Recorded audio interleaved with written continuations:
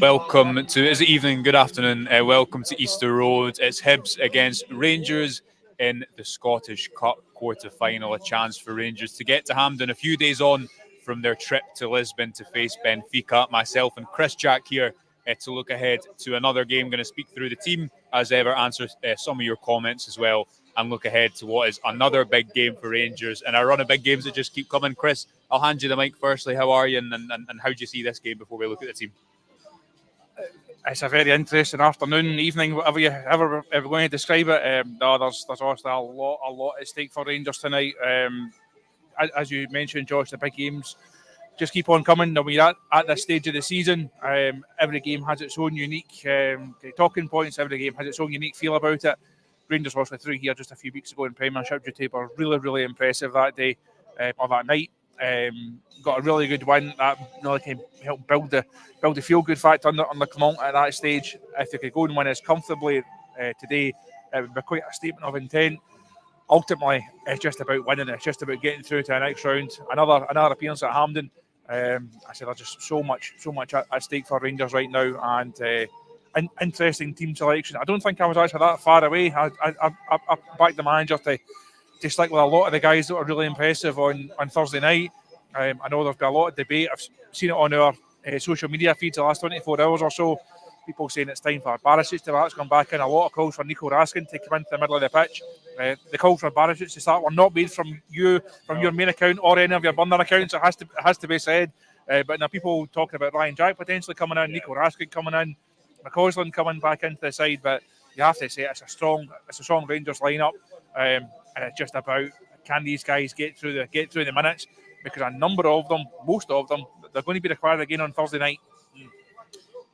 They are. You're right, and I guess two comments here that kind of you'll excuse us passing the mic, but given the setup, we thought it'd be easier. Two comments which I guess speak to both points of view today. Jay, and if you've not seen the team, we'll go through it, but it's the same team that started against Benfica. I definitely didn't think it was going to be that. Jay saying that team is going to be knackered, but James saying we need to play the strongest team possible in every game just now. And as we get the team up, Chris, I guess that is when Clermont was looking ahead to this game and he was talking about 200% focus, speaking after the game, obviously, in Lisbon. I certainly didn't expect it to be the same team, largely because you've got someone there in Tom Lawrence who we've not seen him play consistent games recently. You've got someone there in Fabio Silva who played really well off the left, but it'll be a different game today. Hibs, it looks like they might have gone to a three at the back. I think they're in a stronger place than they were when Rangers played them at the end of January. A few players such as Marcondes, certainly, and Boyle being back will help them quite a lot. Maybe a team, though, that Clermont is looking at and thinking, okay, hopefully some players are coming back. Rabbi Matondo on the bench certainly speaks to that.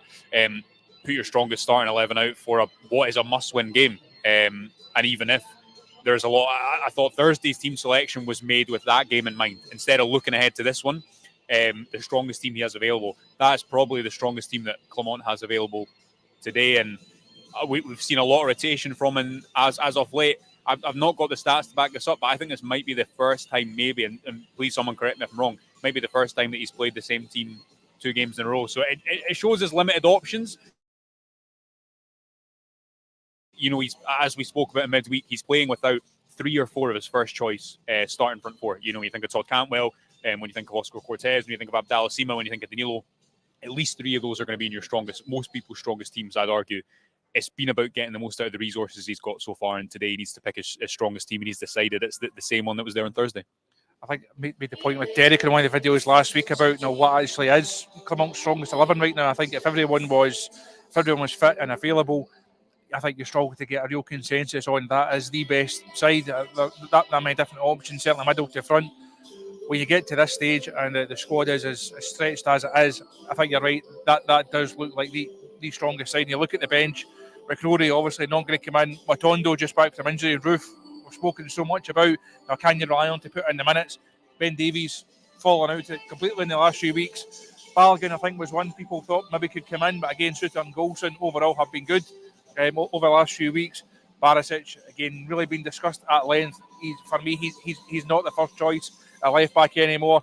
And you're then into Raskin, didn't impress against Motherwell. McCausland picked up a knock and could only get through 20 minutes or so on Thursday night. And then Cole McKinnon, who for all he did very well when he came off the bench, he's not at the level yet where you say he's a guaranteed starter. So if you had Cortez, if you had Seamer, if you had Cantwell back, if Danilo was available, all these things would be very different. And you can then make a lot more points about the starting lineup as it is. That's the 11 best Rangers players that the manager has got. Whether it's the fittest 11 players or not, that's the big thing, because we saw towards the latter stage on Thursday night, like so John Lewsom looked absolutely done in, put in a real power of work, and fair play to him. If he can somehow get through the minutes again today and then go again on Thursday night, it's a superhuman effort to be able to do that. These guys will be tired, but when you get to this stage, the silverware on the line, people are starting to whisper it. The tribal word, when you get to this stage of the season, it's just about digging deep. It's about showing that mental strength, that physical strength, as well as your technical and your tactical capabilities. I think that John Lundstrom looked like a man who had not had a rest since the winter break, because he is a man who's not had a rest since the winter break. I want to read out the Hibs team, but just before I get to that, another important point in this probably is that Rangers do have only 3 games. I say only 3 big games, but the international break is in sight. If it was a case where they had another game, the international break wasn't a couple of weeks away, maybe we would see more rotation. But this is the Rangers team that has been selected. I will read the Hibs team, some suggestions at Easter Road from some of our press colleagues. It might be a back 3, and we'll see when the game kicks off. They go with David Marshall in goals. Fish, Boyle, Newell, Cadden, Mizan and Emiliano Marcondes, 2 players who came in January and have been very impressive. Can't say I've watched tons of them, but by all accounts, they've been very good. Obita, Triantes, and I think Triantes is maybe who will join as the third centre-back, could also play in midfield potentially, Mariah Welsh and Rocky Bashiri. Let's get to a few of the talking points within the team. 56 incoming says Matondo back on the bench is a positive. Lewis, too cool for, I think that says too cool for school. Interesting news in them. Roof and Matondo, good firepower to come on. I'll read the Rangers bench out as well, Chris, but having a bit of depth. I know Rabbi Matondo is yet to fully convince, but since the turn of the year, I mean, Clement's made a habit of getting more out of players, or getting at least something out of all players. And Matondo, scored that goal against Aberdeen, scored a couple of goals, one against Livingston, set up a goal here at Hibs. So he was starting to contribute until that injury. I think it was half-time in the Aberdeen game at home, actually, where he got forced off.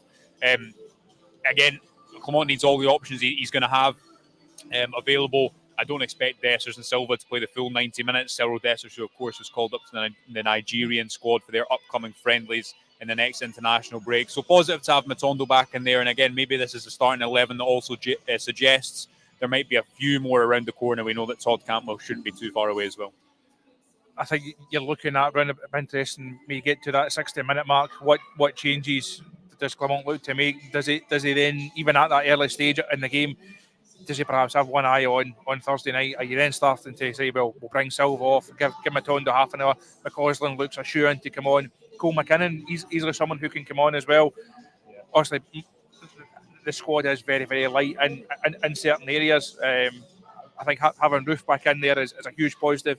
Matondo, and I've spoken about him enough over the course of the season. I think everybody knows that I still have my doubts about him. But he's a body, he's a guy who's come in an area of the squad, and the manager spoke about it last Wednesday night.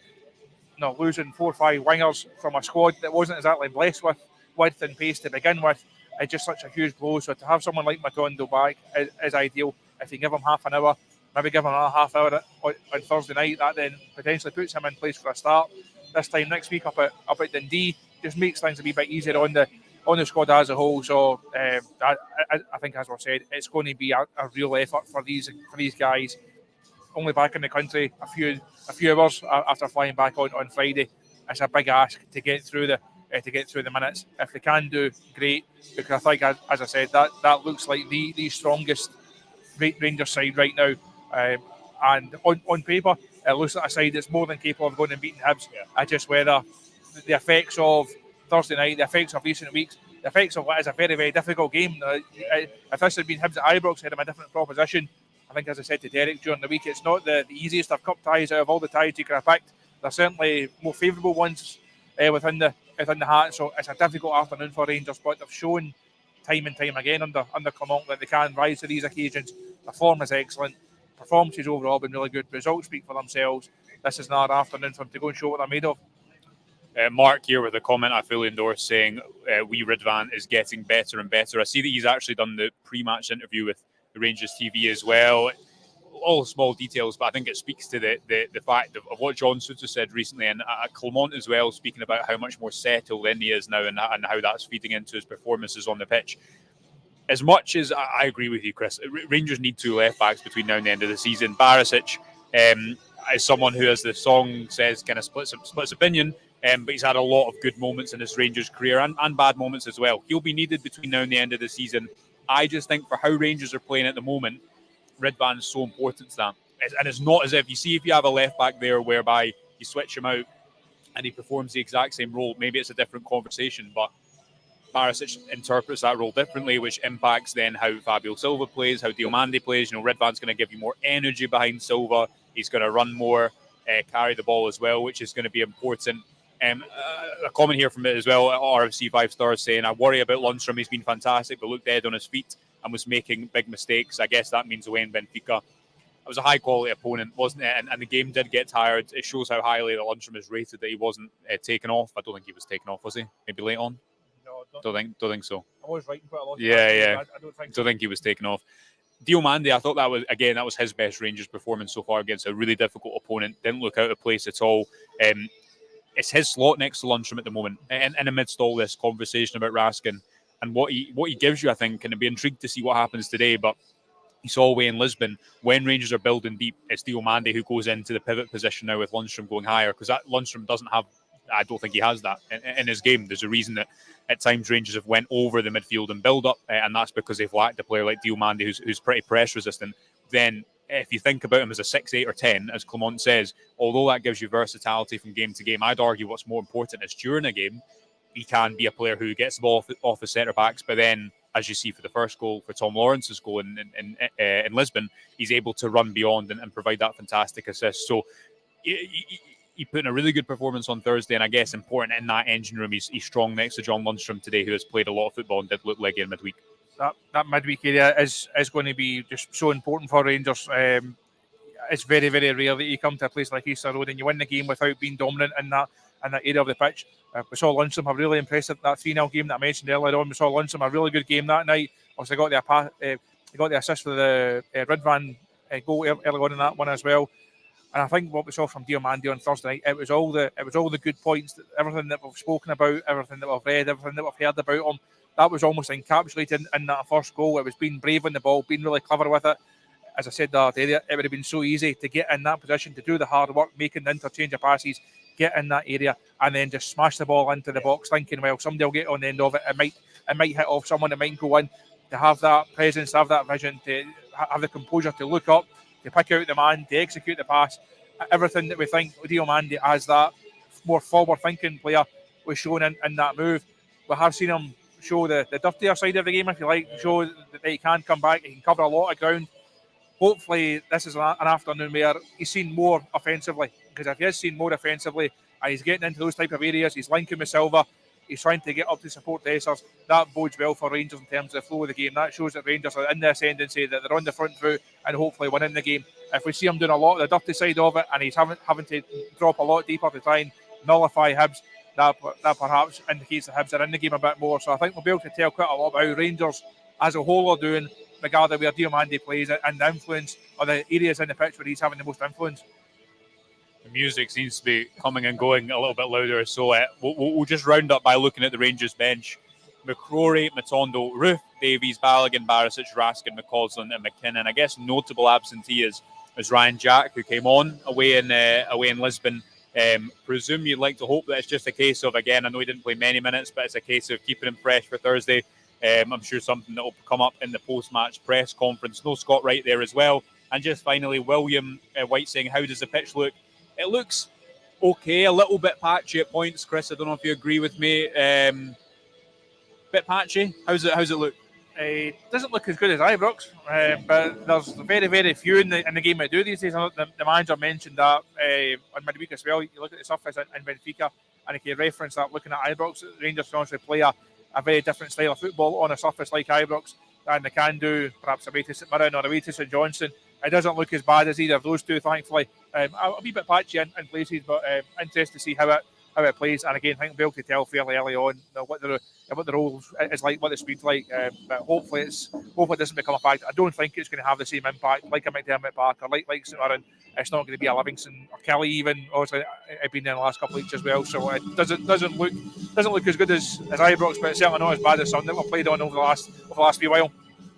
That is a low bar, though. A low bar. Right, folks, we're going to leave it there because I can't hear myself over Harry Styles. We will have full coverage after the game, during the game. Subscribe to the Rangers Review if you have not done so already. Best way to support our work and access loads of top quality writing over there as well. You can also join the YouTube channel if you want to become a member for 3 to 5 extra videos a week. Just click join on a desktop on the YouTube Rangers Review homepage. Until then, stay up to date with us on our social medias and we'll speak to you after the game. Bye for now.